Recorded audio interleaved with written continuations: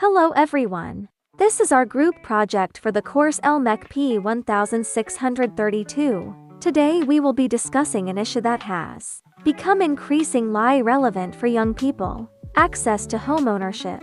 In many urban areas, owning a home is no longer a realistic short-term goal for youth, even for those with stable education and employment. This challenge is not only a personal issue, but also a national and global concern, related to Sustainable Development Goal 11, which focuses on building inclusive, safe, resilient, and sustainable cities. Through this video, we aim to explore the real challenges faced by young Malaysians, supported by research findings, news reports, and real-life experiences. Homeownership is often recognized as a basic human right. However, for young people, it represents more than just owning a physical property. It provides a sense of stability, a permanent place where individuals can plan long-term aspects of their lives. For example, decisions such as starting a family, choosing a workplace, or managing long-term finances are closely tied to housing security.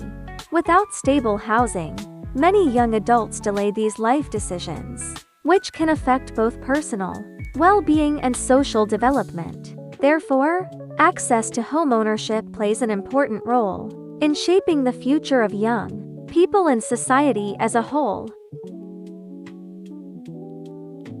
This issue is closely connected to Sustainable Development Goal 11, which focuses on making cities inclusive, safe, resilient, and sustainable. One of the key targets under ZHANG 11 is ensuring access to adequate, safe, and affordable housing for all. When housing becomes unaffordable, cities risk becoming socially divided, where only certain income groups can live near economic opportunities. This leads to longer commuting times, increased living costs, and reduced quality of life for young people. As a result, the challenge of homeownership is not just an individual problem, but a structural issue that affects urban sustainability. To better understand this issue, it is important to hear directly from young people. Many youth today face rising housing costs, while their income growth remains limited. This creates a situation where even well-educated and employed individuals struggle to afford housing. Let us take a moment to listen to the real experiences shared by young Malaysians. Buy homes, what's the trend now? Alright, first of all, thank you for inviting me to this show. So, it is important to define what is youth in Malaysia first. You can be someone like age 15 and or 40 to be considered as youth. But for the sake of today's discussion, we focus mainly for the young working adults. So, and in terms of home ownership, right, the trend in Malaysia is declining based on the census data, which is published by 2020 by Department of Statistics. We saw a decline, especially in the urbanized states. We don't have data for home ownership by age group, but assuming that youth difficult in terms of like they get low payment and what and everything. So there is a trend for them to rent instead of home ownership. Yeah. Right. This shows young Malaysians finding home ownership difficult due to costs and wages mismatch. There are other situations here. Let's watch another video and listen to youth themselves about the challenges they face in accessing affordable housing. The phrases just now, right, that I use. Can you share some of the common forms of racial discrimination renters, especially young ones, experience in Malaysia? Let's start with you, Shah.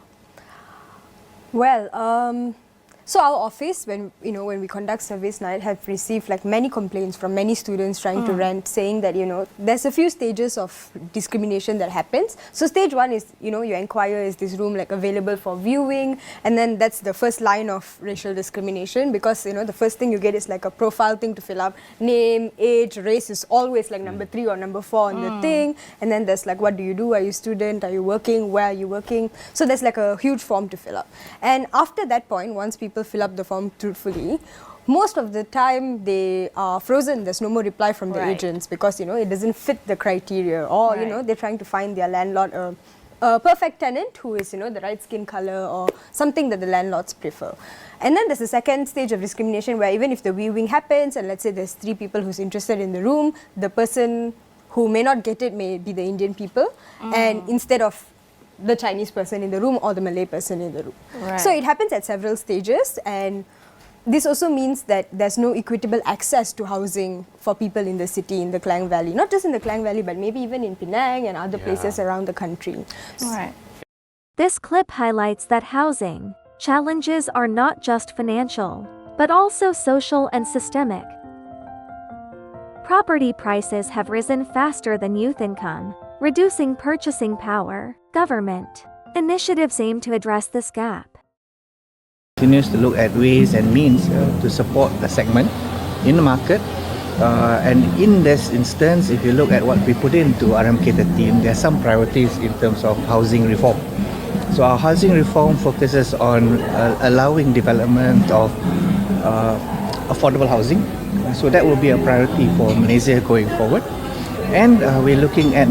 While prices are rising, policy reforms try to increase housing accessibility. One of the most significant challenges is the mismatch between property prices and income levels. In Kuala Lumpur, the average house price reached approximately RM794,000 in 2024. For many young adults earning between RM3,000 and RM5,000 per month, this price point is simply unaffordable. Even saving for a 10% down payment may take several years, delaying homeownership and increasing financial stress. This gap between income and housing prices makes homeownership increasingly inaccessible for youth. Key issue 2: cost of living and debt. Besides property prices, another major challenge is the rising cost of living. Take a young adult earning RM3,500 per month with PT teen loans, car repayments, and basic living expenses like food, utilities, and phone bills. There is very little left for savings. Many young people feel financially trapped, even with careful budgeting. Rising costs and debt repayments make it difficult to save for a down payment. At the same time, banks focus not only on income, but also on debt-to-income ratios. When too much of one's salary goes toward debt, housing loan applications may still be rejected. This shows that affordable housing is not only about house prices, but about the financial realities faced by youth. Addressing living costs and debt is therefore crucial for improving youth access to homeownership. Key issue 3: access to loans. Now let's talk about loans. Even if you save diligently, getting a mortgage is not easy. Many young adults work in gigs, part-time, or contract jobs. Banks prefer stable, full-time employment. Short work histories and low credit scores can lead to rejection.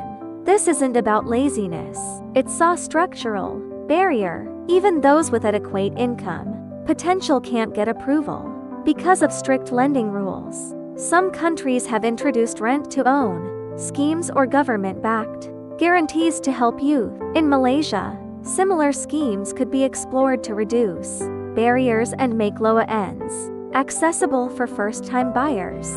Without changes, this challenge will keep delaying homeownership and perpetuate financial inequality among youth. Key issue 4: housing supply. Another major challenge is the limited supply of affordable housing, especially in strategic locations. Developers often prioritize high-end condos or luxury units because they are more profitable. Even government-subsidized units exist, but there are long waiting lists. Often, affordable units are far from workplaces, schools, or public transport. This leads to longer commuting times, higher transport costs, and reduced quality of life. Some young adults end up living far from jobs, which impacts work-life balance and overall well-being. Simply put, It's not just about building more houses. It's about building the right houses, in the right locations, that young people can actually access. Otherwise, urban inequality keeps widening. Key issue 5. Financial literacy. Financial literacy is often overlooked but is crucial. Many young people don't fully understand mortgages' interest rates, hidden costs like legal fees or maintenance, or long-term financial commitments. Without this knowledge, it's hard to plan for homeownership. Add to that poor savings habits and lack of early financial planning, and suddenly the first-time home buyer dream feels unreachable. Literacy through workshops, courses, or public campaigns, youth can learn how to budget, save and plan for long-term costs. Path toward owning a home. Expanding government housing schemes and improving regulations can reduce entry barriers. For youth, effective policies support inclusive urban growth and sustainable housing availability. Next, let's look at the latest policy progress on affordable housing from national reports. Meanwhile, UNWA also announced that 98.8% of the target of 500,000 affordable housing units under the 12th Malaysia Plan has been successfully achieved so far. He said as of last June, over 493,000 housing units had been completed or were at various stages of implementation. Dalam rancangan Malaysia ke-12, sasarannya tinggi, pelaksanaannya itu lemah. Sebab itu di bawah pengawasan KPKT diberikan keutamaan dan dengan kerjasama kerajaan negeri dan kerajaan tempatan ini boleh dilakukan. Maknanya yang baki adalah 6,126 unit yang insya-Allah dapat disiapkan. The housing concept encompasses. This clip shows that the government has been making progress in increasing affordable housing supply. However, policy progress doesn't automatically mean youth can access these units. There are still challenges, eligibility criteria, loan approval issues, and location constraints. So while policy is a step forward, practical implementation and youth-focused support remain critical. Now, let's hear from an official source about government strategies to address housing affordability through new housing models, especially for lower and middle income groups. Used to know as PPR. Yeah, so okay, now we have a new branding called PRR. Yes. Upgraded facelift version. Yes. That is Program Residency Rakyat. Yep. So what's the inspiration behind, first of all? All right, of course. PPR was started in 1974. Now it's 2024. It is already 50 years. Okay, though this uplifted version is due to the survey conducted by UNICEF. Yep. We actually found out that UNICEF has interviewed many of the PPR residents. Many of those who stay there felt that they have a stigma. PPR is for the poor, disabled, low-income group. Okay, therefore, due to the old design in the past, 12.4% residents stay at PPR has the tendency to commit suicide. Oh no. Yes, it is tragic to me.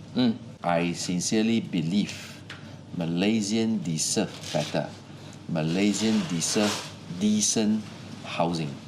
Therefore, we have worked up a new model after studying and compare the best practices among many other countries, including South Korea, Australia, and Singapore HDB. So we come up with a new model called PRR. Yeah. Okay. PRR, we are emphasizing on the 5 factors. Number 1, affordability. Number 2, accessibility. Number 3, livability. Number 4, decent community. And last but not the least, sustainability. So the design, the concept, the pricing will all focus on these 5 aspects. The new model called PRR. So for the pricing of proposed now is around 60,000, right? Basically, this is a social housing scheme. Yep. It is heavily subsidized by the government, focusing to help the poor and low-income families. Apart from government policies, youth readiness also affects access to homeownership. Financial literacy is not just about saving money, but understanding mortgages, interest rates, and loan requirements. Many young people are unaware that early financial decisions, such as student loans or car financing, can affect future housing loan eligibility. Therefore, improving financial literacy and early financial planning can help youth better prepare for homeownership and reduce the risk of loan rejection.